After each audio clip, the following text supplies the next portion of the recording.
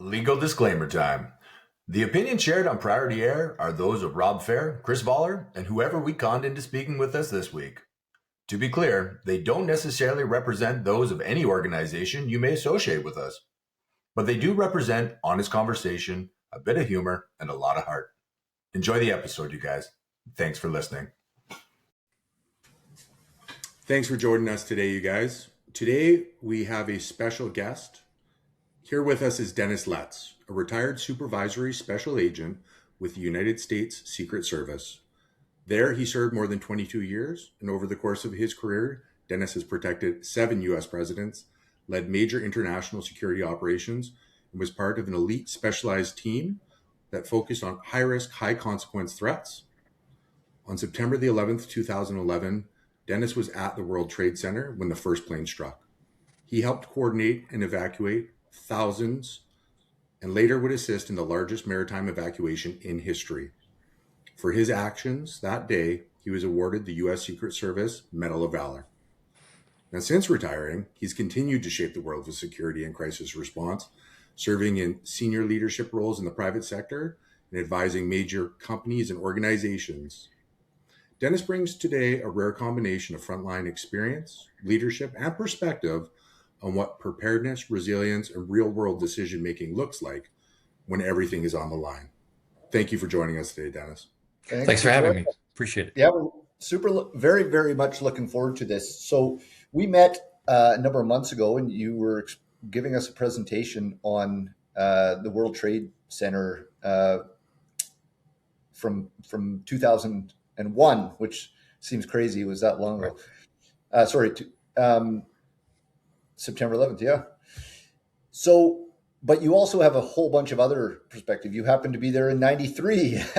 So either you're the unluckiest or luckiest man alive, but you certainly see him. And I was explaining to my wife yesterday, how much I'm looking forward to this conversation, because I've referred to you as, there's that old commercial, the most interesting man alive. You're one of those. Like, I read through some of the stuff you've done, your travels, your work. It's incredible. And so very much looking forward to this, and thanks for joining us. Well, I appreciate the opportunity. And first of all, Rob and Chris, thank you for the invitation to join you guys a few months ago. That was an honor. I thoroughly enjoyed it, even though the material that we discussed was not very enjoyable. I really appreciate the courtesy. Secondly, I should say that one of the things about our agency is that we rely heavily on partnerships. And over the course of my career, I had the opportunity to work with the RCMP a number of times and always enjoyed working with you, and always found myself impressed with the professionalism of the RCMP. And I know all of my colleagues felt the same way. It was always an honor to work with you guys. Yeah, that's awesome. So Dennis, first off, for those of us who aren't that familiar, we know of the Secret Service somewhat, but not that that deeply. So what can you tell us about sort of what your job was? Well, are you ready for a history lesson? Because I've got something that's kind of interesting. Sure. Ready. So the American Civil War ended in 1865. And even though the Confederacy had lost the war on the battlefield, they continued the war in other ways. For example, the estimate was roughly 1/3 of the currency in circulation in 1865 was counterfeit. So Congress enacted a law that created an agency to deal specifically with the problem of counterfeiting. And they were going to call the agency the Secret Service. On the day that he was assassinated, President Lincoln signed the bill that created the agency. Went to the theater that night. You guys know the rest. However, the agency for decades had nothing to do with protection. They were focused solely on the investigative part. They were part of the U.S. Treasury Department. And it wasn't until the assassination of 2 more American presidents that Congress finally decided that we've got to do something about providing protection. So rather than create a new agency, they simply went to the Secret Service and said, it's yours. And like any self-respecting bureaucracy, no one would ever turn down additional responsibility. And so that was the sort of one of the more interesting ironies of history. So that is the history there. And over the course of the decades, after picking up protection as the thing that we're probably best known for. We picked up more and more criminal responsibility, more and more protective responsibility, and it just kept growing and growing and growing. For example, in 1984, when I came aboard, we didn't have jurisdiction over, let's say, credit card fraud, which at the time was growing exponentially, was becoming a real problem. So Congress passed a new statute dealing with access device fraud and gave it to us. So the responsibilities continue to increase.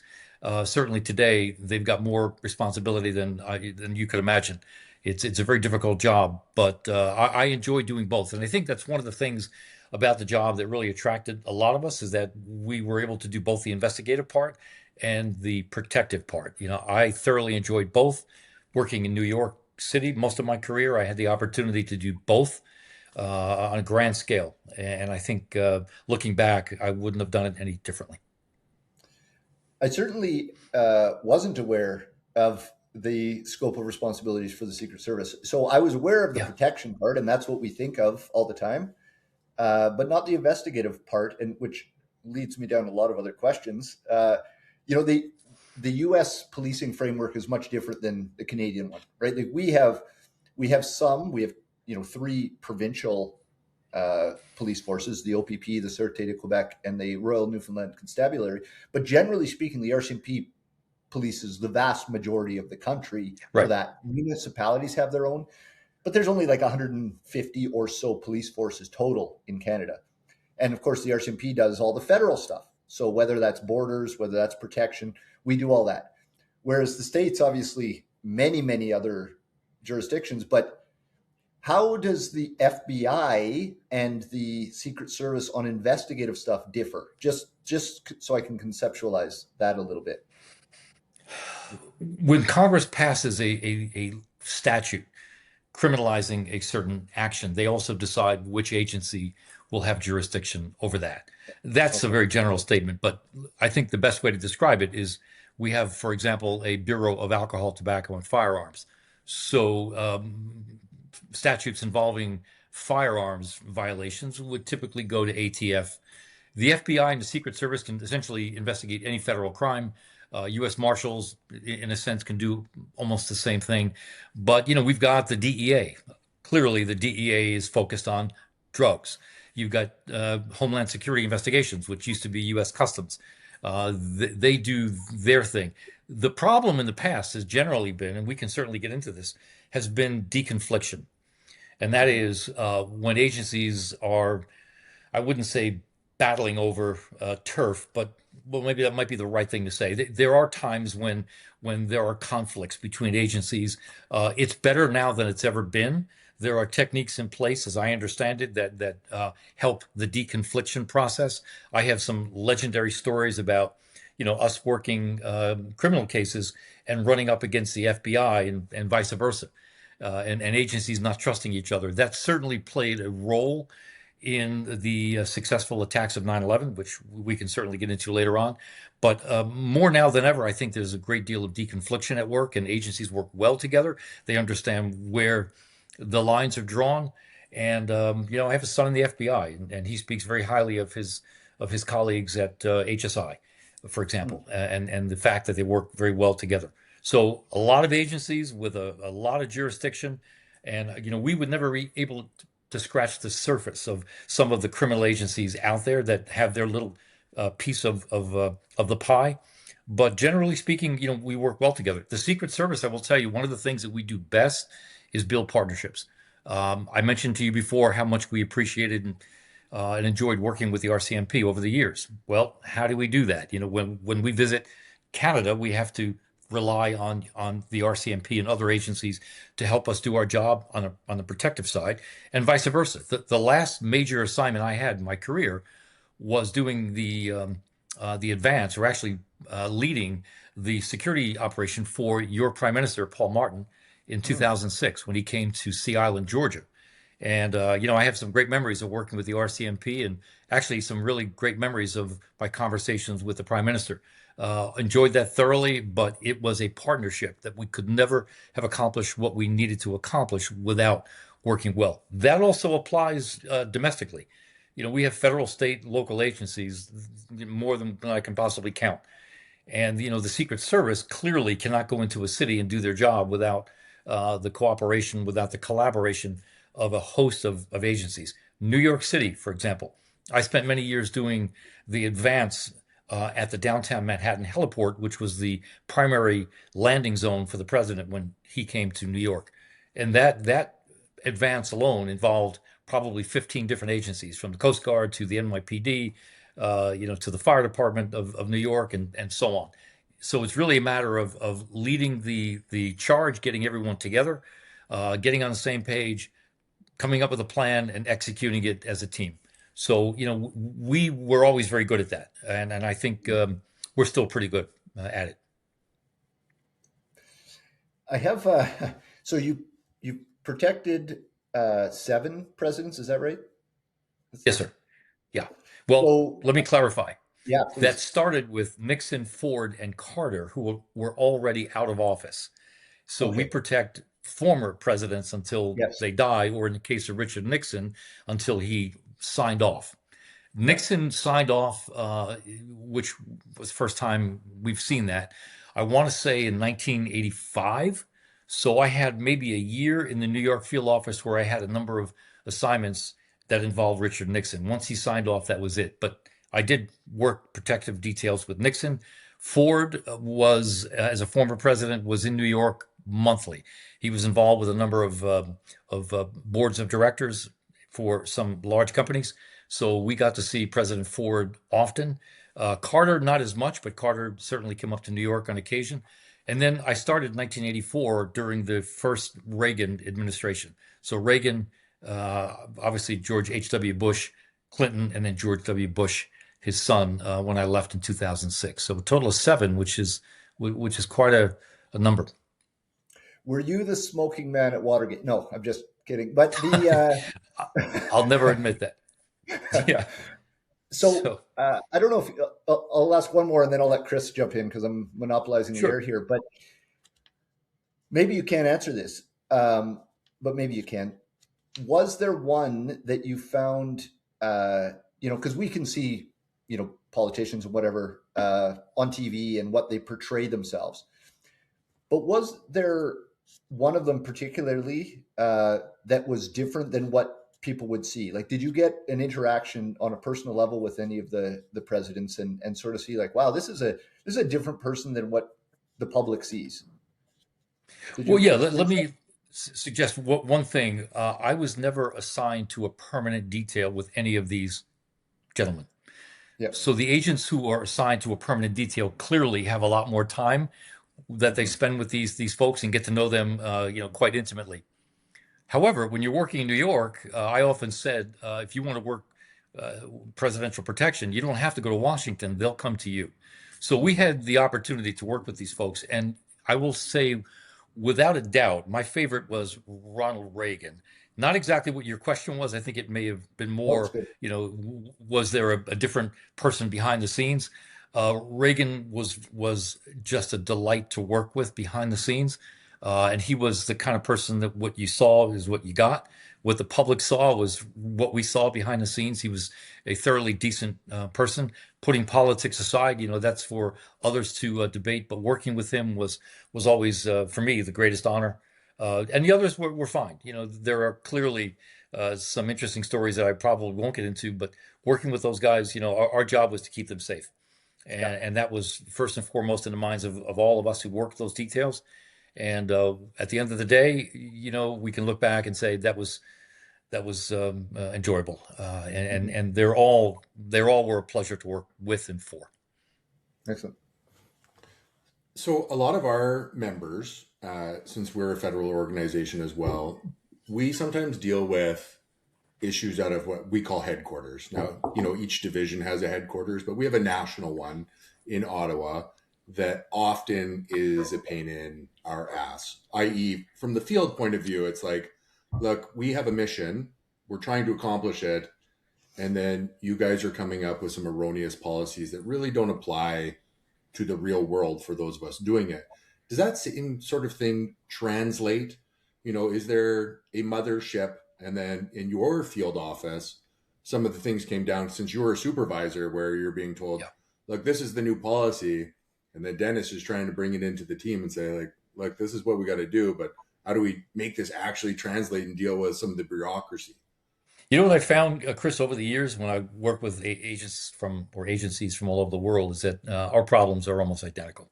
Same thing with the UK. I've got some great relationships with friends and colleagues from New Scotland Yard, from the National Crime Agency, and so forth. Our problems are identical. So yeah, we had our headquarters in Washington, but maybe to illustrate my answer, I'll veer away from the Secret Service and say that more recently, when I was with the National Football League, I had an opportunity to meet with the head of the FBI in New York, the assistant director in charge. And we had a long discussion about how the National Football League would work with the FBI and vice versa. And I remember the assistant director in charge saying to me, Dennis, you remember when you were with the Secret Service in New York that there was the New York way and there was the Secret Service way. We have the same thing. We have the FBI headquarters way and we have the FBI New York way. We do things the New York way. So I would say, unlike a lot of offices in the Secret Service, we probably did things the New York way often. But I will say, with credit to the folks that were always in our headquarters, they rotate in, they rotate out. They were us and we were them, and I think they understood the issues that we faced in the field. I don't recall any massive problems ever with headquarters. They did their job. They supported the field, and it was always nice. But yes, there were times when we did things our way, and there were some tensions, but we always worked it out. Maybe some agencies have more of a problem. You mentioned that your headquarters could be a bit of a pain in the ass. I don't really have a lot of memories to suggest that it was identical to that, but there were times when we approach it. Yeah. All right. Well, that's good. It's good for people to know, some of these issues are the same no Sure. matter where you go. But I do like the idea of forcing some of the senior leadership out back into the field every so often because Yeah. you've illustrated that seems to work. And anytime I'm having a conversation with senior leaders and they tell me about drawing out their revolver, it's an indicator that maybe they haven't been in the field for a while. Yeah. You spent a ton of time doing tons of interesting things. Can you tell me a little bit about training Navy SEALs? Training Navy SEALs or training with them? Training with them with device familiarization, Yeah. terrorism. Well, that was kind of unique, and if you don't mind, I'll clarify.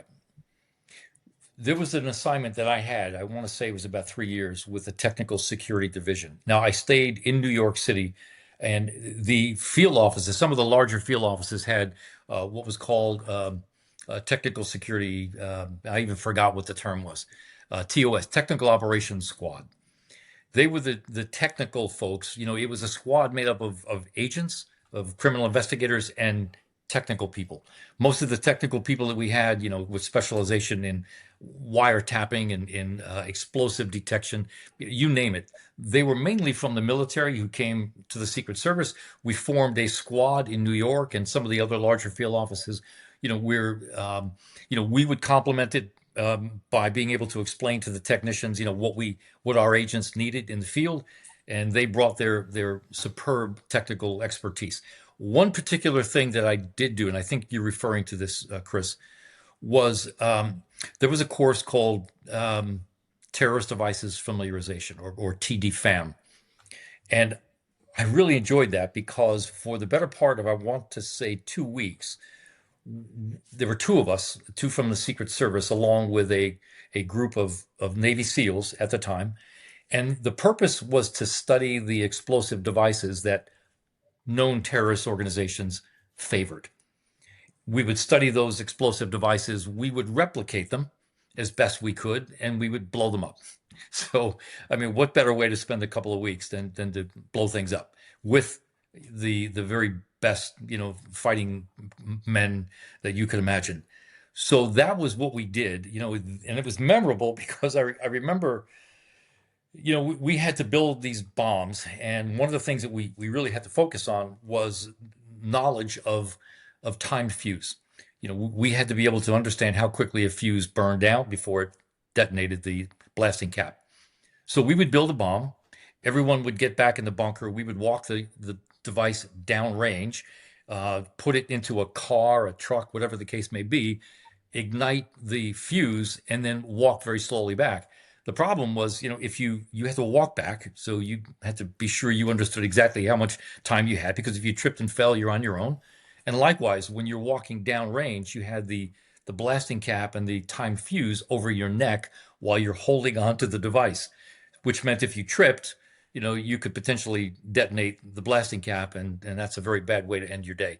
So working with the SEALs was that was quite an experience. That was back in the 90s, and obviously the SEALs have been in the news more recently, and I'm really proud to say, I don't know, well, if you're aware, but I've developed a very close friendship with one of the SEALs who participated in the Bin Laden mission.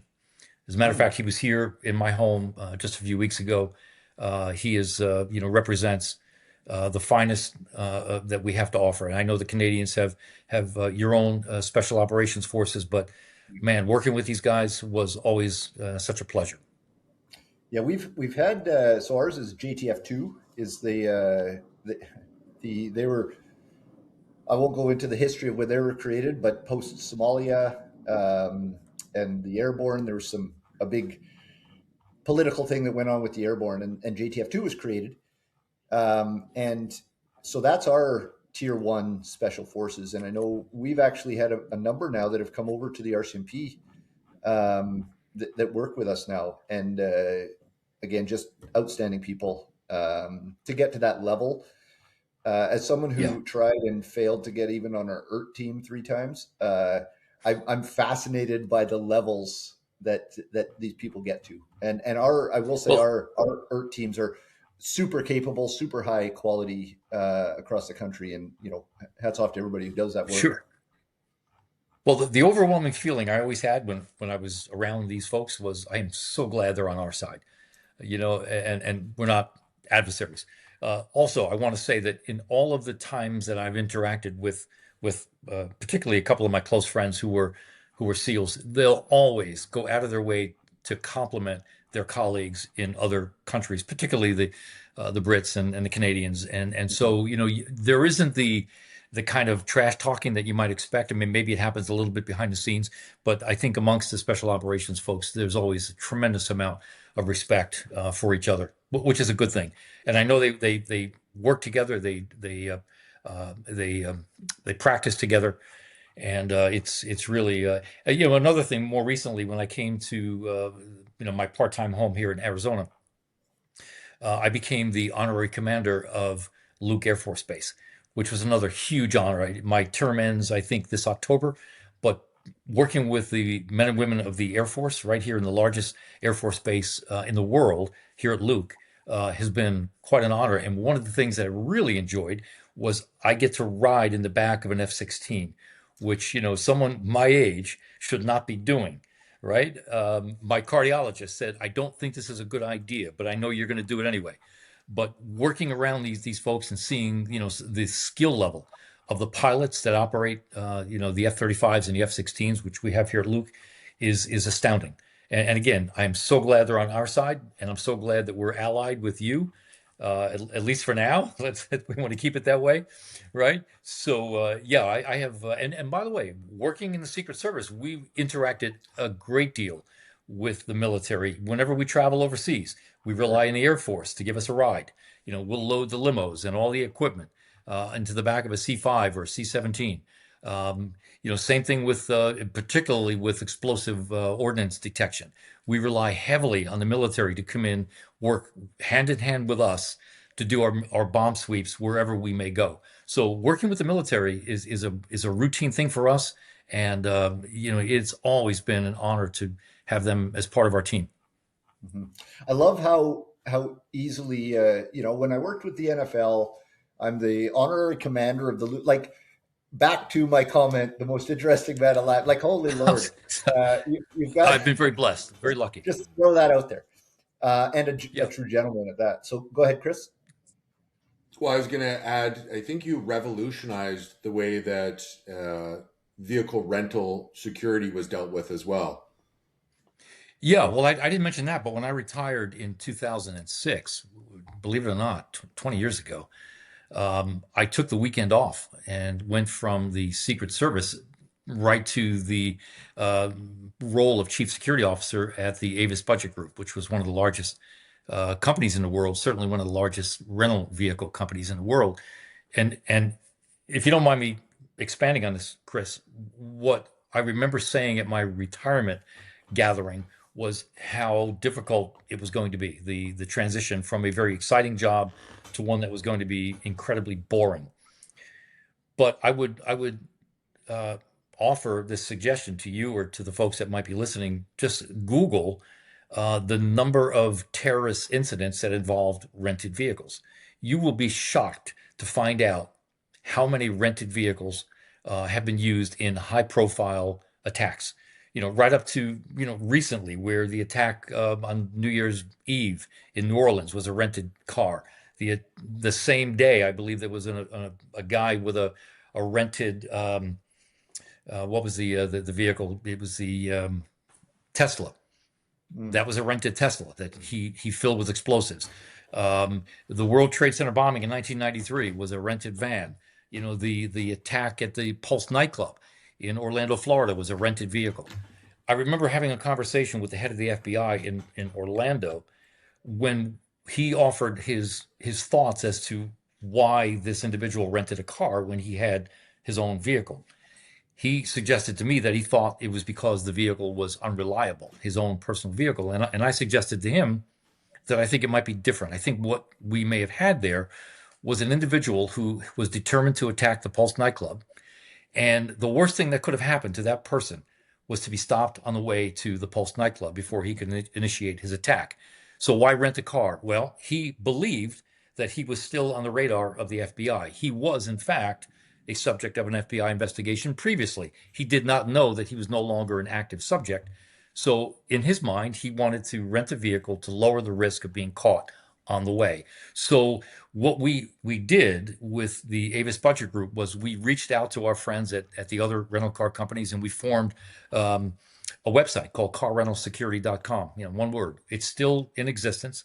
I don't think it's as good as it was when I was still there, but carrentalsecurity.com, which provides law enforcement with all of the relevant numbers they need to reach out in the event of a law enforcement action where you needed information quickly. We did the same thing for our truck business. We had, I want to say, roughly 50, 60,000 trucks as part of the budget truck rental organization, which was part of our company. So we reached out to our friends at Penske and U-Haul and so forth, and we formed a group there, all retired law enforcement folks. And we have a website that we created called truckrentalsecurity.com.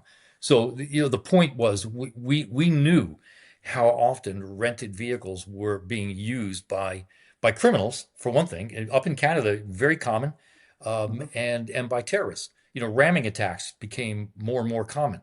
So what better way to collaborate with law enforcement than to create ways for them to contact us and to create a pathway for us to give them the information without putting them through, the subpoena process. I mean, frankly, in our fine print on the rental contracts, we do clearly state it is very fine that we reserve the right to share with law enforcement information about these rentals. And so we smooth the way. We would receive a call from a law enforcement agency, and we would simply ask them, "Is this a matter of life, death, or safety?" And if they said yes, that's all we needed to do. We check the box, give them what they need, and off they go. So yeah, it was important to me that we needed to smooth that process out because the idea that rental car companies were trying to protect their own interest, in the event that we give information out and get sued, was not acceptable to me or to many of my security colleagues in other companies. Fair enough. And by the way, it was not boring. 12 years I spent at the Avis Budget Group, and there was not a dull moment for 12 years. Constant, moving parts and working with law enforcement. And it was it was like I was back in the business again. Yeah, it's interesting. So I'm going to go to 93. So 93, you're in New York. You're stationed in New York, I believe, at the time. Yeah, correct. And what's your role at that time? like I know you're at, like I don't understand. So at some point you're a supervisory Yeah. special agent, but are you a supervisory special agent at that point, or are you a No, I wasn't, but I think you're probably going to dive into the bombing in 1993. So correct? I will suggest to you, and it's all part of the narrative of that day, Okay, was I was just assigned to work a task force with U.S. Customs, a U.S. Customs led task force dealing with high level money laundering investigations. You know, politicians, corrupt, folks, drug cartels, and I was fairly new. We were in the same building at the World Trade Center complex, number 6 World Trade Center. It was an 8-story building. The Secret Service occupied the 6th floor, US Customs occupied the 5th floor. So I'm brand new. It was a snowy, cold winter day. It was a Friday. And I was down with the US Customs folks, most of whom I still didn't know very well. And it was lunchtime. So I walked one flight upstairs to my office and started to try to recruit someone to go to lunch with me, right? And keep in mind, snowy, cold, and I think the consensus amongst most people there was we know what snow does on a Friday afternoon in New York City. You know, it just makes life miserable trying to get out. So I knew that most people were trying to button up what they were doing for the day and try to get out of Dodge. So I was having limited success in getting people to go to lunch with me, but I did wind up getting 3 colleagues to agree to go to lunch. Now the choice was, do we go out? You know, which means we have to strap on our guns and throw on our heavy coats, or do we stay in the complex? Which there were a number of options. We agreed to stay in the complex, and I made the suggestion that let's go to the 43rd floor of the North Tower, where the Port Authority had a cafeteria. It was perfect, you know. So we all agree. So we just walk out, no coats. You know, we just go into the complex, get on the elevator, go up to the 43rd floor, and begin to separate while we got our lunch. I get my lunch quickly first, and I look over on the south side of the floor. It occupied the entire floor, by the way. I look over it. There's an empty table right at the south side of the building. I went over, I sat down. My 3 colleagues joined me shortly thereafter, and we began eating our lunch. It was 12:18 p.m. when it happened. A massive explosion occurred. What I remember is the dust coming down from the ceiling, and instinctively, for reasons which I never quite understood, people began to run toward the south side of the building to press themselves up against the window because it appeared that whatever had happened was on the south side of the building. Someone mentioned, I recall, that it was a plane that hit the building. So I recall looking up, looking around, and looking down to see if I could see anyone on the ground looking up. And I came to the conclusion that I don't think it was a plane, but you could imagine the massive nature of this explosion that someone would think a plane hit the building. So just as quickly as everyone ran toward the south side of the building, they just as quickly ran toward the exits. Being the cool, calm, and collected folks that we were, my 3 colleagues and I sat down because we had business to attend to. We had our lunch that we had not touched yet. So, as crazy as it may seem, you know, while everyone was running and panicking, running for the stairwells, we started to eat our lunch. And what I will never forget was what my colleague said to me. He was sitting across from me at the table. He uttered these 2 words that will always be in my memory. He said, "Oh shit." And I looked at him, and he was looking up, and he was looking at a vent that was in the ceiling right above us. And out of the vent was coming some very heavy, black, thick smoke. So it was time to put the sandwich down, and we agreed it was time to evacuate. We had no idea what happened. We knew it was massive. So we started to walk toward the stairwell. But unfortunately, by the time we got to the stairwell, it was packed with people. Now, unlike 9/11, this, as it turned out, was below us. And the stairwells were now acting as chimneys. There was smoke coming up, heavy smoke coming up the stairwells, coming out of the vents. And my concern, and I know I shared the same concern with my colleagues, was, you know, we may begin to see panic. And if we did, we're on a very crowded, smoky, dark stairwell. It's not a good place to be. So we collectively decided that we would get out of the stairwell. And so on about, I'm going to guess maybe the 40th floor, we found an office. And I want to say about 100 people followed us.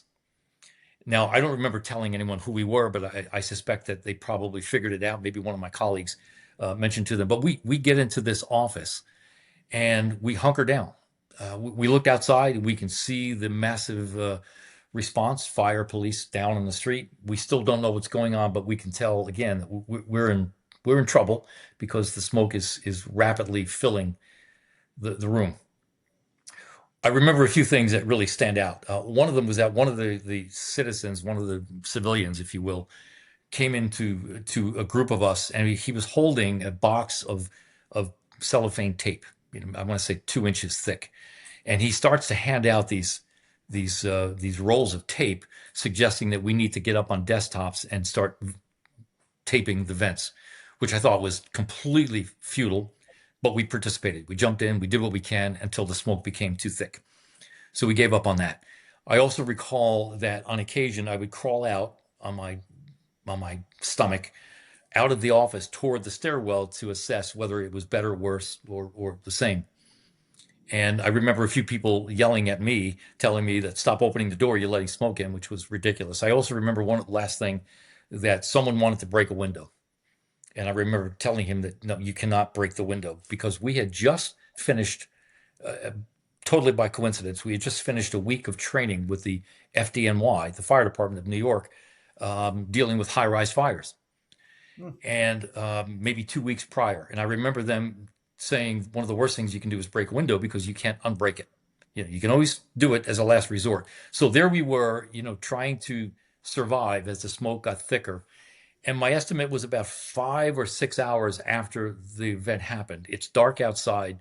We decide that we're going to have to make a run for it because the conditions inside this office were getting worse, and they were no better or worse than the stairwell.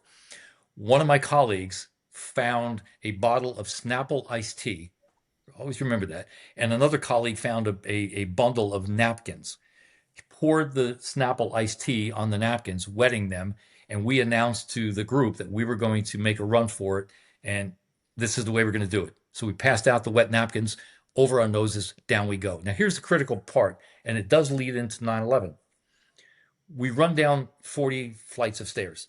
When we emerged on the west side of the tower into the mezzanine level, there was no one there to tell us what happened, where to go, what to do. The lobby was heavily damaged. You can tell that the smoke had covered everything. It was soot everywhere. Walls, marble had been knocked off. So we saw a door, an exterior door, and we ran for that door. And as we emerged from the door in the darkness, we had escaped relatively unscathed for 6 hours, except for the smoke inhalation. But as we emerged onto the outside of the tower, we were showered with broken glass. And I remember feeling the blood, like, we got this far, and now, I'm bleeding. So keep that in mind, because it plays directly into my thought process in 2001 when 9/11 happened. And if you want, I can certainly sort of segue into that, if that helps. Yeah, absolutely. Yeah. So let me take you back to the evening of September 10th. I had been assigned to do the lead advance for the president of Pakistan, President Musharraf, who was coming into the United Nations later that month, September. The United Nations every September opens their General Assembly, which typically attracts anywhere from 100 to 200 heads of state, heads of government, including the Canadian Prime Minister, and their spouses and their delegations. And Manhattan comes to a standstill. You may have heard of it. It's UNGA time, and it's all hands on deck. When you become more senior, you tend to be assigned the more high threat details. Pakistan was one of them. So I was glad. I was very happy to have received this assignment. And on the night of September 10th, I had a meeting up at the consulate with some of the folks from the delegation. including the ambassador to the UN and a few other folks. And it was a basic introductory meeting where we talked about itinerary, intelligence, all of the basic things to begin the process of conducting our advance. I got home late. When you leave Manhattan, whatever it was, 9 p.m., and that's unusual for us, but I got home at maybe 10 o'clock. And the next morning, I had really nothing on my schedule. So I decided that I would come in late. I would just get up when I got up and make my way into Manhattan, and that was it. What was shocking to me was that morning when I left late was, for reasons which I'll never understand, traffic was extremely light. Never happens. That day, it was very light traffic.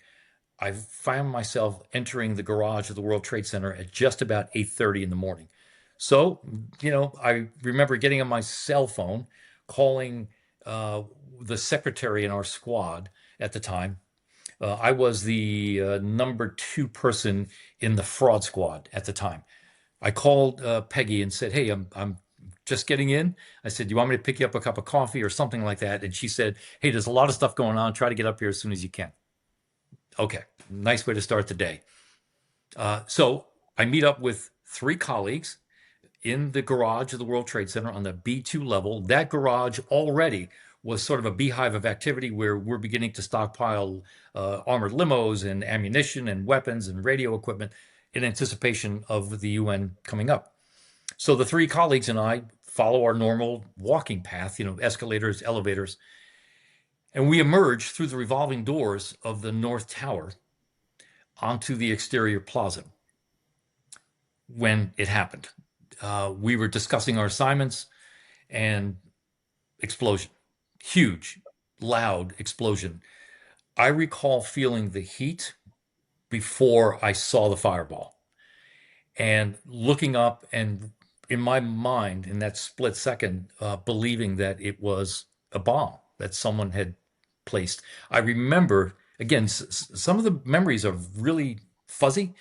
Other very inconsequential things are sharp, but I remember thinking at that very moment, how did the terrorists get that much explosives up into that floor? They must have rented the floor and stockpiled. I mean, this is what I was thinking.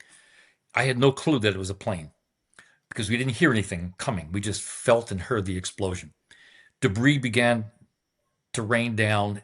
Fortunately for the 3 of them and say the 4 of us, 6 World Trade Center, where our office used to be, was right next to the North Tower, and it provided a bit of an overhang, and we were able to get under that as the debris just crashed down around us. So at that point, I had a black bag I was carrying, which contained a lot of material that was related to the Pakistan visit. Nothing I can say at this point was classified, but obviously I did not want to leave this out in the open. So I stupidly ran out, grabbed the bag from amidst all this debris, handed it to my colleagues who had already told me that they were going to make their way to 7 World Trade Center, which is where our office was. We had moved from 6 to 7. 7 World Trade Center was a beautiful 47-story gleaming building that we had moved into. And so that's where they went. And I felt relief because at that moment, in my mind, I looked out, I saw a police officer in the middle of the plaza and decided that I was going to run out to him and find a way to help. That was it. So 3 colleagues head towards 7. I run out toward the officer, and one of the first things he mentions is that a plane hit the building. And I asked him, I said, "Well, no, how do you know a plane hit the building?" I said, "I was right under it and I didn't see a plane." And I know I'm leaving a lot of detail out, but we ran further to the north where we could look up. And I remember him pointing to it and saying, "Look, you can see the tail." And I look up and I didn't see a tail. And it wasn't for, I would say, months that it occurred to me that what he meant was you can see the outline of the tail. That's what I think he meant. But I was right. He was wrong. It was a bomb, not a plane. At that point, we are now looking for survivors. And sadly, all we found were deceased victims. One in particular always will stick in my mind. I remember someone came running toward the uniformed officer, and I was in a business suit, running toward the officer, and he points to the base of the North Tower, and he said, "Someone is hurt. Someone needs help." So we look through the smoke and debris, and we see the outline of someone on the ground. So we decide we're going to make a run for him. But I told the officer, you grab one leg, I'll grab the other, and we're going to drag him away. So we get to this person, and within 10 feet of approaching this person, it was obvious he had jumped or had fallen, and he was destroyed. And the officer is looking down, and I distinctly recall grabbing his arm and saying he's dead, to attempt to pull him away back toward the safety of the plaza, when another person hit the pavement 20 or 30 feet to our right. Wow. So, it was really surreal. It was beyond description. This was the moment that we all dreaded. All law enforcement folks, you hope you go through your whole career and never have to deal with a shooting, or certainly something of this magnitude. And we're in the middle of it, and there's no getting away from it. And I remember, again, distinctly remembering that, I thought, I'm not going to get out of this. And my two sons, who were 10 and 11 at the time, are going to be without their dad. And I remember when I used to relay that story, I would get very emotional, because that was the most emotional part of the day, because I said, okay, let's just go back out and continue looking for people. Maybe we'll survive, but that's how grave this situation was. We get back toward the middle. We looked everywhere. We found no one. And at some point, we looked at the mezzanine level, or the ground level of the building, and we can see people begin to emerge and appear at these windows. There was a revolving door. Our big concern was that people were going to try to escape the building by coming out. There were people jumping. There was debris coming down. We're yelling as loud as we can, stay in the building. And that's when it occurred to he and I that we need to get into the building. Here's another thing I remember that was really stupid on my part. I bent over and I found a piece of ceiling tile, which is half an inch thick ceiling tile. What is it? Asbestos tile. And I pick it up, break it over my knee, and I hand him a piece, and we held it over our heads. And, I say that, with kind of a smile, because, what was that going to do as we ran toward the revolving door of the building? But that's what we did. This is what my thinking was. It was a little fuzzy. We get into the building, and that is when 1993 comes back. We had no plan. We did not know what we were going to do, but it occurred to me that if I could get to that door on the west side of the building, and the officer stayed on the east side of the building, there was an escalator going down, which would lead people under the concourse of the complex, which in our minds was the only safe way for evacuees to go. So we had a plan, and I ran around to the same door that I emerged in 1993, and very simply began to tell people to go to the left and go down, go left and go down, repetitively. The reason I sent them to the left was because on the north side of the building, in my estimation, most of the people that were jumping were visible. They were jumping, at least to my estimation, mostly on the north side. So the logical thing to do was to send them the opposite way. And that's what we did. And it was repetitive. And roughly 20 minutes into this episode, the second explosion happens. And all of the people that I was sending counterclockwise or to the left began to run back, because if you looked up, as I did, I can see the fireball and the debris coming down from the South Tower at this point. So I looked at the officer.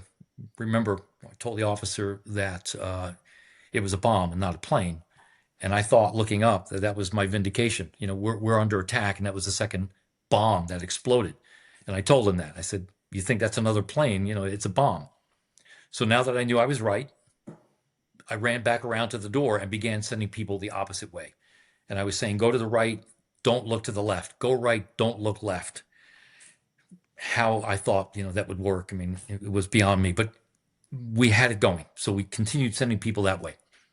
I saw a Port Authority worker at one point that I recognized by face. I didn't know his name. And I asked whether he could do anything to cover the windows. Just a very ill-advised thing. I thought he might be able to do it. But he took off. I don't know whether he survived or not, but it illustrates the awful sight that we had to see, people jumping, and the sound of people hitting the ground was something that none of us would ever forget. There was a video that was taken by two French filmmakers, and I hesitated to listen to it or to watch that video, but you can hear the sounds of the people hitting, and so we kept it going. I felt relatively safe in the beginning, but the cell phones were not working for anybody, but we had pagers. And maybe for the younger folks listening to this thing, what's a pager? Well, you remember it's like a text message, right? And the first text message that I received said for all of our agents to report to the ballpark. Now, the ballpark was not necessarily a code word. It was literally a ball field to the northwest of the complex. That was always our plan. If something bad were to happen, our agents knew to grab radios, weapons, whatever you can grab, and relocate to the ballpark. So I knew that was part of the plan. A short time after that, the second page came out telling agents to relocate to Stuyvesant High School, which I thought was unusual because we didn't have Plan B. But okay, in my mind, I'm thinking maybe they're using the ball field as a heliport or landing zone. So I justified it. But it was that third message that came across telling agents to move to Chelsea Piers, which was a significant distance north, using the words "at all cost." And that got my attention because I started to think, and based on some of the descriptions that some of the officers and firefighters were sharing with me as they went up the stairs, was that the building was potentially in danger, but there were still people coming out. Another key point that happened along the way was an NYPD officer in uniform approached me, and he said, "Why aren't you sending people out these doors?" Pointing to the very doors that I was trying to avoid sending people through. And I told him, I said, because it would be dangerous, way too dangerous, not to mention the fact that, the bodies are very visible and, people are going to panic. He said, no, I think we can do it. He said, it's a lot less risky. There's a lot less debris coming down, and it's the quickest way out of the building. So I reluctantly agreed to consider it. So he and I run over to the door. People followed us, and I distinctly remember leaning out of the door, looking up into the sunshine, and seeing very little debris coming down. And I said, okay, let's give it a shot. So we began directing people out in groups of 10 or 15 at a time. And again, just so you know, once they got past that open area of maybe 20 or 30 feet, they would enter the entrance to the pedestrian overpass, which would lead them across the street to the World Financial Center, which was safe. So okay, we started to do it. We did it methodically. People began to move out. And it didn't occur to me until years later that had that officer not shown up at that very moment and convinced me to change tactics, we would have continued to send people down under the World Trade Center complex, and they would have been there at roughly 10 o'clock when the South Tower collapsed. So I don't know his name. I can't even tell you whether he was white or black. All I can tell you is that he was a uniformed officer, but had it not been for him, more people would have died, no question about it, because we decided to send them in the opposite direction. So how did I get out of the tower? Very simply. About a week prior to this event, in order to be a member of the Hammer team, which was that specialized unit of chemical biological countermeasures team, I had to be certified as an EMT. So I had taken EMT training, which was one of the most difficult courses I ever took, but I was now a certified EMT, freshly minted, maybe a week prior. I looked down at the fire command station and I see a group of paramedics massing, FDNY paramedics. There were no more people coming down the stairwell. At least that was my assessment. So I decided that I was going to run down to these paramedics and offer to help, which is what I did. The supervisor said to me, "Can you possibly tell us where 7 World Trade Center is? We've been ordered to go there to set up triage." Of course, that's my office, and I knew exactly how to get there. So we took about 30 paramedics and all of their equipment under the concourse, out the door, and across the street to 7 World Trade Center. I pointed to the loading dock and said, that's the best place for you to set up. But as I was doing this, a security guard who knew me from the building, he said, "Do you need more first aid equipment?" The obvious answer was, "Yeah, whatever you've got, bring to the loading dock." Well, his response was, "Well, it's up at the top of the building at the fitness center, and I need help getting it." Okay, so he and I ran to the elevator. I have a colleague, Don McGee, who was visible, and I called out to Don. I said, "Don, I need your help." He jumps in the elevator, and the three of us express it up to the 47th floor. We get to the floor and we begin collecting whatever we can get our hands on. First aid kits. There were a couple of AEDs. There was some oxygen canisters. We're throwing it into the elevator. And at one point, I remember asking Don to keep this going while I took a look out the window. All I wanted to do was to get a sense of what was happening. It was the first time that I would really get a bird's eye view of what was happening. As I run to the window and look out, down comes the South Tower. So we had left the complex 5 minutes earlier, 7 minutes earlier. South Tower collapsed. I ran toward Don and the security guard. I don't remember exactly what I said, but I'm pretty sure they understood something bad had happened. And I just yelled, stairs, stairs. So we grab whatever we could hold and we begin running down the stairs. The unfortunate thing is that, and again, you guys may know this, but 7 World Trade Center collapsed that day at 5:20 p.m. It collapsed because of the fires that were set by the collapsing towers. So here we are at the top of 7 World Trade Center, which was now ablaze, and we're running down 47 flights of stairs. What we didn't know at the time was that 29 minutes after the South Tower collapsed, the North Tower would collapse.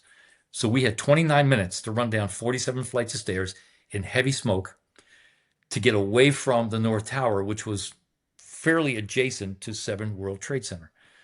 So one of the things that I thought was interesting was as Don and I emerged from the loading dock, which was now covered with debris, things were knocked over, was we saw a videographer standing on the street with a camera. And I remember thinking, like, this guy is absolutely bonkers. What is he doing there? That's so dangerous. But I remember the videographer. Now, Don and I pick up stretchers. We begin loading equipment on it. And we have video of Don and I pulling these stretchers out of the loading dock. Still not thinking, after we saw the collapse of the South Tower, still not thinking that perhaps the North Tower, which is right next to us, could collapse. Never thought of it. So when we could not pull the stretchers any further, all I remember is trying to catch my breath at the corner roughly of West and Vesey Street, which is at the base of the North Tower, when I heard some firefighter say something about the building is leaning. All I remember. And I look up, and that's when the North Tower began to collapse. I ran as fast as I could toward the Hudson River. I lost Don. Don lost me. And we survived. I remember diving under a car, and you saw the video of the cloud overcoming everyone. We survived. I get up. I assumed Don had been killed. He assumed that I had been killed. And at that point, it was just pure chaos, and it was beyond surreal. I want to say roughly 11 o'clock, because my mind is kind of fuzzy as to exactly what I did at that point. But roughly 11 a.m., remember the North Tower collapsed at 10:29. Roughly 11 o'clock in the morning, I see a colleague, Tom. Tom asked me if I was okay. I said, I'm fine. I said, but Tom, there's a boat right there, a ferry. I said, I'm going to get that ferry.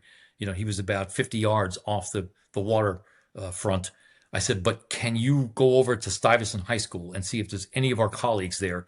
And if there are, bring them here. I'll get the boat. I'll wait for you. And I remember the time, because as he began to run, I looked at my watch. I said, Tom, I'll give you 20 minutes, right? It was 11 o'clock exactly. So I run over to the water. I climb over the fence. I'm waving my badge at the ferry boat captain, who comes to the seawall. I jump on board, identify myself, and I said, I need your boat. I said, but let's wait until 11:20 for my colleague to come back. 11:20 comes and goes. So he said, what do you want to do? I said, let's go to the Brooklyn Bridge, because I do remember another page telling agents, if you are near the Brooklyn Bridge, mass there. So we started to go south along the water toward, the lower part of Manhattan, where we'd loop back on the East River, and we see thousands of people approaching the seawall, waving. Obviously many of them were injured. The captain looked at me and said, what do you want to do? And I said, let's just do it. So we pulled the ferry up to the seawall, and I stood back as his crew took axes and broke the fencing that was on this seawall. And then I remember distinctly seeing people begin to surge forward. And, you can imagine a boat is not intended, it's going up and down. And my big fear was someone was going to get killed. And before I could do or say anything, I hear some of the men in the crowd saying, hey, women and children first. And the men, almost like it was the Titanic all over again, began to form a line where they were literally handing women and children onto the ferry in a very orderly way, until we had 500 people, whatever it was, loaded the ferry. Captain said to me, where to? I said, Jersey. He said, where? I said, anywhere you could land this boat. Let's just do it. So he guns the engine, goes across the Hudson River. We unload. I remember speaking recently to a group from Hudson County in New Jersey, that, where we landed, telling them that what I found was incredible. We found the most organized response, fire, police, EMS. People who were ambulatory were told to go that way. People who were slightly injured go this way. People who needed to be, hospitalized would go that way. And when we got everybody off the ferry, again, the captain said, what do you want to do? I said, let's go back and do it again. And that's what we did. We went back and forth. And I say this only because we were not the only boat doing it. Again, for the benefit of anyone listening, if you want to just Google the 9/11 boat lift, you'll see that the estimate was nearly 500,000 people were evacuated from Manhattan that day by boat, which was more than evacuated during Dunkirk in World War II. Simply incredible. Every boat of every size made their way to Manhattan and began the process of evacuating people from Manhattan. And it was probably 3 p.m. that I had left out a part about two of my colleagues I saw who were sitting near the seawall, covered with dust, injured. I got them on board along with another gentleman who was from the New York State Division of Taxation, had a badge around his neck. So the three of them, we get them on board. The four of us decided that, we're done. We need to get to a hospital. And it was probably around 3 p.m. where I said, all right, to the captain, we're done. We have to go. So we hopped on a train, had no idea where it was going. And at some point, we finally get cell service, is when I was able to reach my wife and tell her that I was okay and we needed to get to a hospital. And that pretty much ended that day. I can go into the days after, but that day is forever etched in my mind. I know it's something that no one in the world would ever forget if they were alive that day. And no matter where I travel in the world, people will share with me, where they were when they heard the news and how they reacted. And I'm sure you guys have a reaction as well. I was just thinking, you described all of those things and all of my kind of mirroring emotions. Like, I get chills while you're talking. But the one that struck me the most was, I wonder what it was like for your wife to get that call after having watched this, had no information all day, and to finally get to hear your voice. Like that, to me, still gives me goosebumps. Well, Chris, I think you know the answer. She assumed the worst. My two sons, one of whom, again, is an FBI agent who followed sort of kind of in my footsteps, who I'm immensely proud of. But Dan was 11 at the time. My other son was 10. They were in their Catholic school when the principal walked into their classrooms and called their names out. They had known something had happened. They told students, they were doing their prayers, and when they called the boys, the boys assumed the worst. And of course, they didn't know. The principal just wanted to bring them in, separately, and they wanted to keep it that way. So yeah, that was a rough couple of hours for them. But again, had I had any way at all of reaching them, I would have done so. But there was no way. Cell phones were not working. There was no availability of other means of communication. No. So we just had to do our job. And I was so sorry that it worked out that way. But, it was a huge relief, I'm sure. And may I add, that relief didn't come to 3,000 families. Yeah. And frankly, and I'll do it again now, I have been honored with 20 different times I've spoken to groups at the National September 11th Memorial and Museum. All law enforcement groups, particularly intelligence organizations like the CIA and the FBI and the National Counterterrorism Center.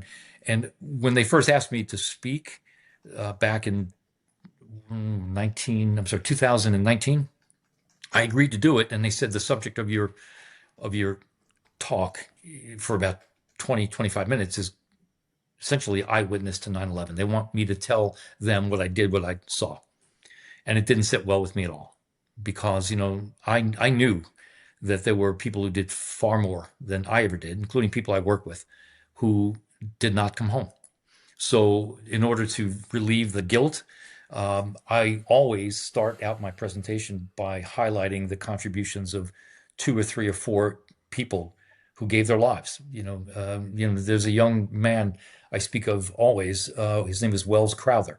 He was a financial guy, young, 26 years old, I believe he was. He was a volunteer firefighter. He worked in the South Tower, and Wells Crowther, was killed that day. And his mom and dad never knew how he died. But during an interview one day of mom and dad, they described their son as, always wearing a red bandana. And they showed the picture of their son. And that triggered the memory of a woman who remembered vividly being carried out of the South Tower by a young man with a red bandana. It was Wells Crowther.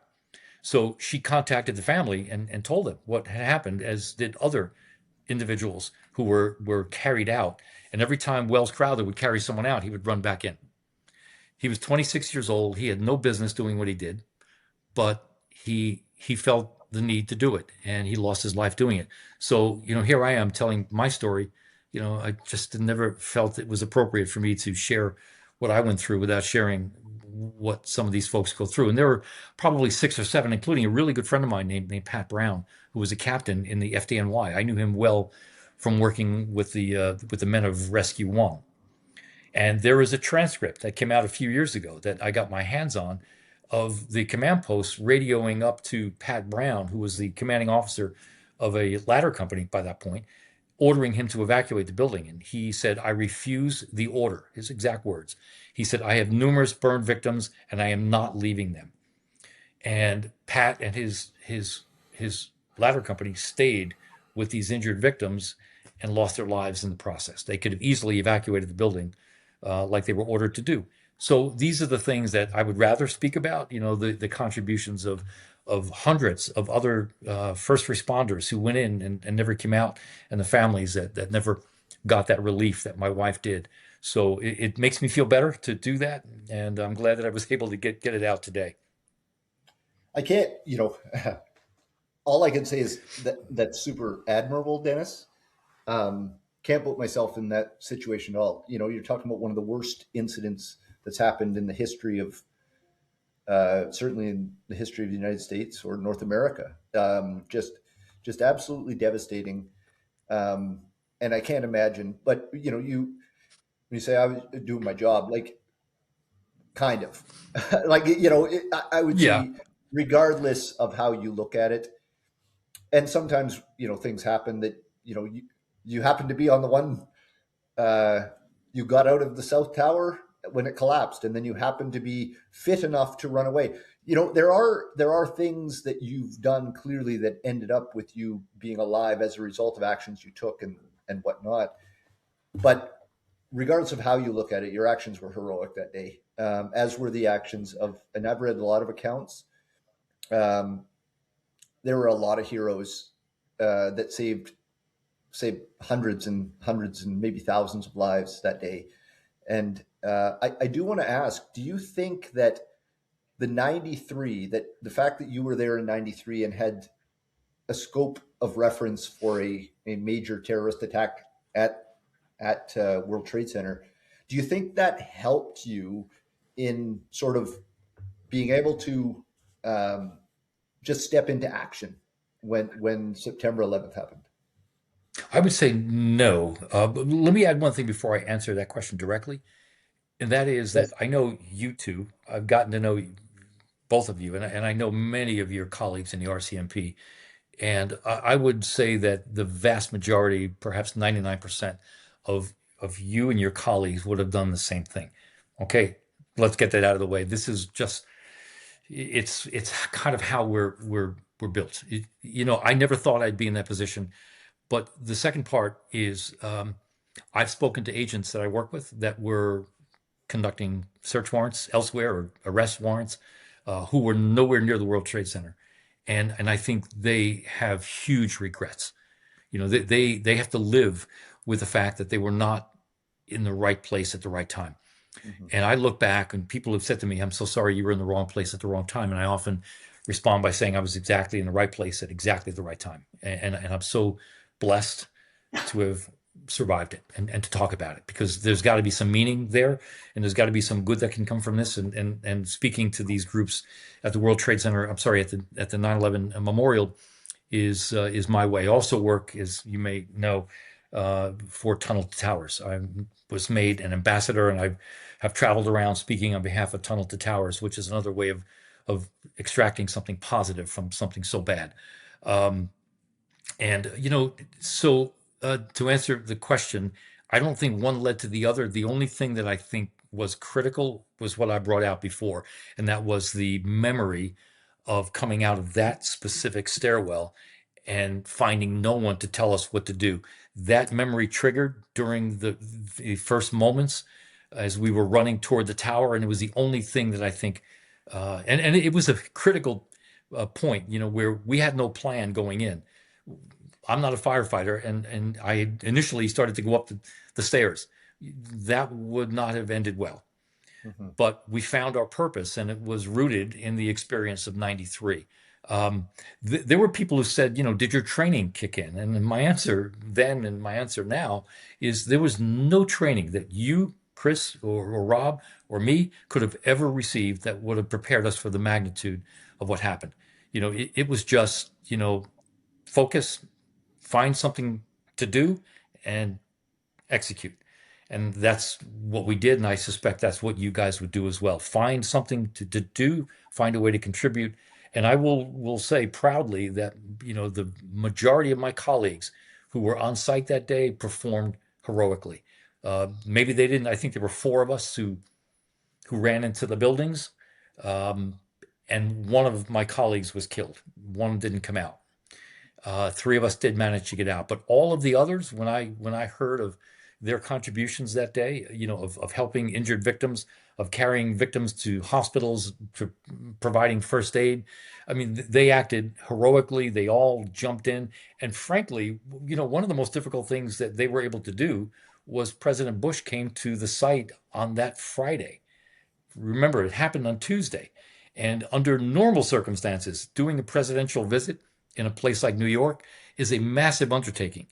We did it without weapons, without communications equipment, without limos. Everything was destroyed. The office was destroyed. We were in 7 World Trade Center. Everything was gone. We managed to put together a protective package to bring him to the site where people were still believed to be potentially alive, where we didn't quite know the threat was over. So, the agents of the Secret Service, the NYPD, the FDNY, I can never offer enough praise, for what they did in the days, weeks, and months after the attack. And something you guys may not know, but it is a fact that as many people have died since then of World Trade Center related disease than died on that day, and they continue to pass away. Whether it's state troopers from New York or NYPD, FDNY, and some of my colleagues. have passed away from diseases related to that. So the death toll continues, to rise, and we can never forget that. No, absolutely not. And it's for some of the people who are going to be watching this, some of our newer members, they wouldn't have been police officers at the time. I was brand new. Like I graduated Depot in February of 2001, which is crazy that I'm hitting 25 years now. Yeah. And I remember, that day exactly, right? Like I was in Edmonton, I had landed, I was on my way from Yellowknife to pick up a prisoner in Winnipeg to escort him back up for court.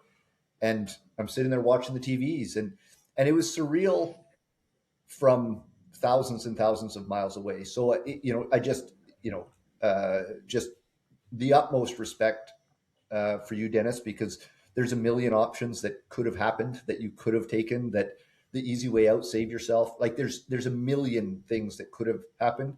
And, I will ask you, and you touched on it a little bit. Sometimes we can't plan, we can't train for events. Something like this happens, and it's not always going to be this scale. Almost never will it be this scale. But we do get into situations where you're not given specific direction on every step you take. So having been involved in these types of things, what advice do you have for people, police officers, fire, who cares? Doesn't matter, regular people, citizens. What do you do? Like, how do you become that sort of person of action? Is there like a game plan, or was it simply just do something? My advice, and actually, you and I didn't talk about this in advance, but I actually do offer advice when I speak to the folks at the museum. Again, CIA, FBI, NCTC. I tell them to visualize, what could possibly happen. Think about what you would do if someone pulls a gun. These are things that you train for, but you've got to visualize. You got to think about, what would I do if a bomb exploded in a restaurant where I was eating?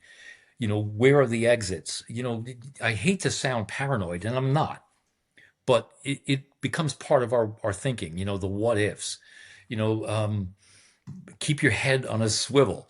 And I will be the first to tell you that in our profession, there are people who may not react well, right? You know that. And I've often said that no matter how much we are trained, we never know how we're going to react when something actually happens, when the bullets start flying, when the bombs start going off. You never know. I've seen law enforcement people just cower and run for safety. And I've seen, and again, I bring this up, civilians that day on 9/11 who had no business getting involved. If I may, just one more quick person. This came to me just recently, but there was a young man who was working for a law firm in Queens, New York. He wanted to be an EMT. He actually was scheduled to begin training to become an EMT that month in September. But on that day, he was working for a law firm, and he was tasked that morning with taking some documents from Queens, and where his law firm was, to One Police Plaza in Lower Manhattan, police headquarters. He goes into the building and sees all hell breaking loose. I don't remember exactly how he found out, but he clearly asked what's going on, and someone told him there was an attack at the World Trade Center. So what does this young man do? He follows the officers, runs with them, whatever it was, 6 blocks to the World Trade Center. And he was working as a volunteer, had not yet been certified as an EMT, but was working as a volunteer in an ambulance squad. And his instincts kicked in. And he begins running into the South Tower and pulling out victims and bringing them out. And there was one woman who, again, identified this young man. He carried her out, put her down, and she said, "Where are you going?" He said, "I'm going back in." He goes back in the building and it collapses. He's killed. He was 18 years old. He was the youngest victim not on one of the planes. And you think to yourself, this kid had his whole life ahead of him, was 18 years old. He did not have the obligation to do that. He could have done what thousands of other people did, was watch from a distance and and say, oh, this is a terrible thing.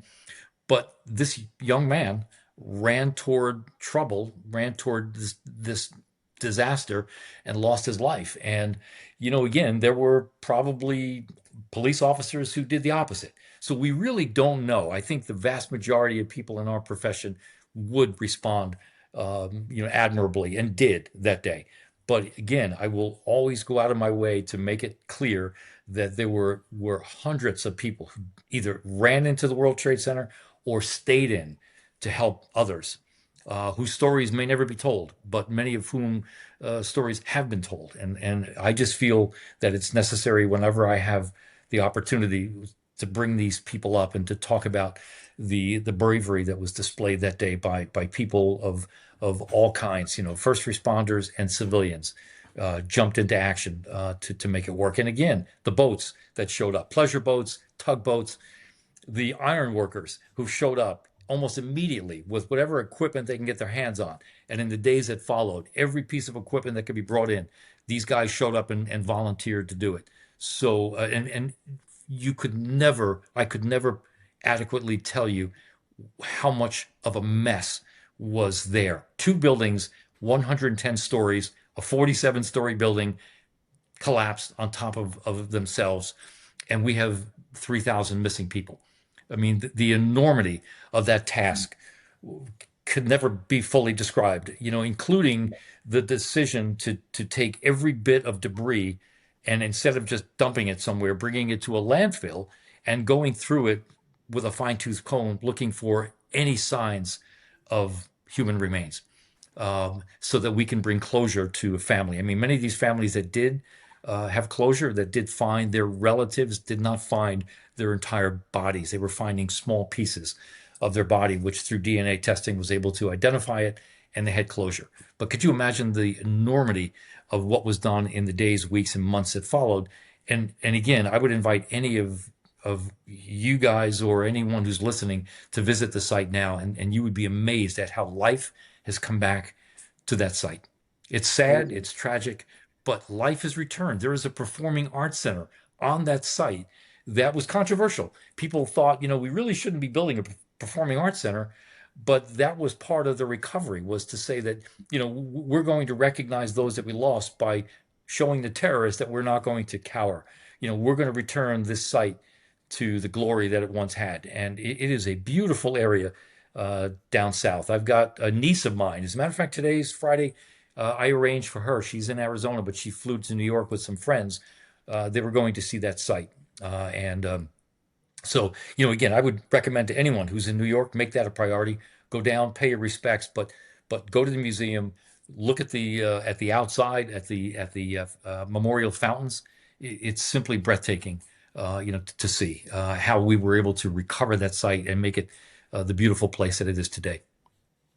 So, Dennis, you're obviously a very humble human being. I think, Rob and I have the betterment of knowing you on a personal level, but I think anyone who has now listened to you understands just how humble you are.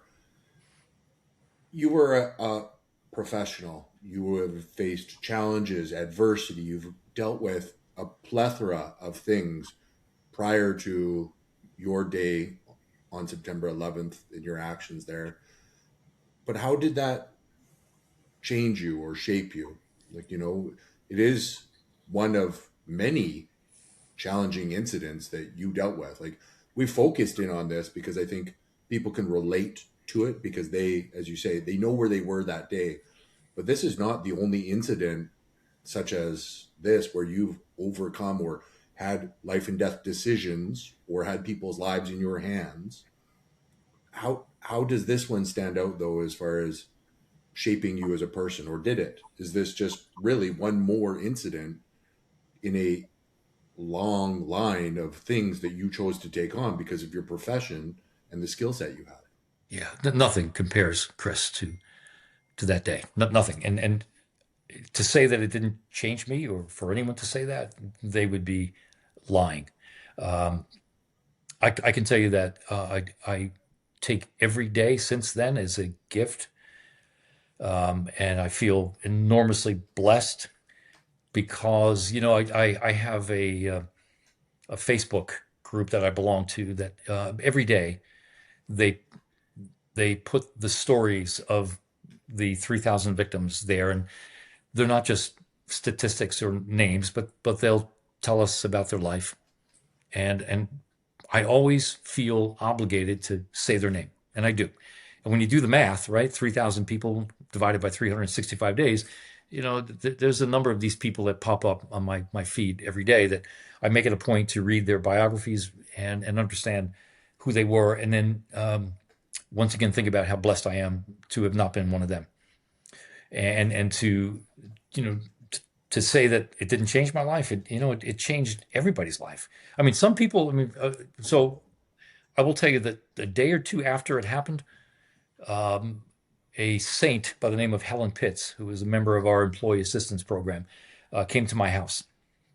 And Helen is a dear friend to this day. She's retired, but she was a counselor from our agency, dealing with people who have been through traumatic incidents. And I remember distinctly, feeling okay. I lost a lot of sleep, but I did not have a difficult time. And it makes me wonder, how. I mean, yes, the flashbacks occur, but it did not have a major negative impact on me. We went on. I think that's part of what we do. We had a job to do, and that did bother me a little bit. Our agency essentially told the agents in New York, basically, keep quiet, just do your job, because we had so much to do. But the employee assistance program really came through for a lot of us, and every day, every anniversary, I get a phone call from Helen, and I get a phone call from Don McGee, and some of the other folks, including the two that went into the tower that were able to come out, and we have formed a unique bond with each other, and so all of us feel very blessed to have gotten through that, and I think for me it's a matter of using whatever time I've got left to have an impact, give back. And that's where Tunnel to Towers comes in. That's where speaking at the National 9/11 Memorial comes in. That's where working and volunteering at the Air Force Base comes in. This is an opportunity to make an impact, to give back, and to say, in some way, thank you for the opportunity to live a little longer. I mean, it sounds corny, but that's really the way I've looked at it. I've had the blessing of a granddaughter who just arrived 18 months ago, and another one on the way. And I think, without dwelling on it, about how many people that day that lost their lives that will never have that privilege. So you could either lose your mind and feel that survivor's guilt, which I don't really understand that concept, but I know it exists, or you could just move on and do the best you can, live your best life, and have an impact. Give back. And that's really the way I kind of view it. And we live life. I'm out here loving life in Arizona, looking forward to going back home to New Jersey in a few months. But, we are living our best lives now. And I'm really proud of both of my sons. But, Dan in particular, who went into the FBI, who's now going to carry on the mission in a different way. I often say, he wasn't smart enough to make it to the Secret Service, so he went to the FBI. But he is doing some really amazing things in New York, and hopefully, maybe someday you guys will get to meet him. I know my dear friend Morgan Buckingham, met Dan, and we'll keep that up. Dan is an amazing young man who is doing a very difficult job now. Our country is rather divided, and anyone who carries the title of federal agent is, in the eyes of many, a bad guy. Yeah. So, we're going through some difficult times, but, in my own way, I'm doing my best to sort of impact the way people think about us, about you. Well, thank you. And I think we'll probably wrap it up there. Your perspective is incredible, your view on things. And I think the perspective just generally of moving forward and how, but remembering all those people as much as possible who did lose their lives that day, and the heroes, a lot of them were heroes that did lose their lives. And I'd love to come down to New York and take me down and give me a tour of that area. I will. Love to. And I have a friend who's a coach with the Arizona Diamondbacks, and he called me last night to tell me that the Diamondbacks are playing the New York Mets in early April. And he said, you made that promise to show me. I said, okay. So on that Monday, April 6th, I'm hoping to meet him and some of the players from the Diamondbacks to take them through the tour to give them a personal perspective. But it would be an honor, Chris. Rob, anyone from your organization that finds themselves in New York, if I'm there, I'll make the trek in. It's not easy to do, but I would be honored, particularly with you two, to show you around. I showed Morgan, and I feel it's an obligation to tell the world what happened that day, and there's no better way to do it than to do it personally. Thank you, Dennis. Anything last words there, Chris? No, just, you know what? Thank you very much for your time. And, I know you shared a lot of things that were not just career. Like, we like to get into leadership. We like to get into a lot of things here so that members can learn and take tools away. And I think a lot of the things you talked about today really resonate with our frontline members. Like, in that moment, get a task, figure it out, stay calm, think it through. But at the same time, like, I literally would get chills while you were talking. So you're so articulate and humble that it makes it very satisfying to get the opportunity to learn from someone such as yourself. Thank you. Well, I am honored to be considered your friends. Really, I can't thank you enough again for the courtesy you extended back a few months, and look forward to getting together again. But to all of your members who are listening, God bless you all and stay safe. And your advice, Chris, is good. Just stay calm, take that deep breath, and do your job, and things will work out. Thank you, Dennis. All right, we're going to turn it off. Gentlemen, all the best.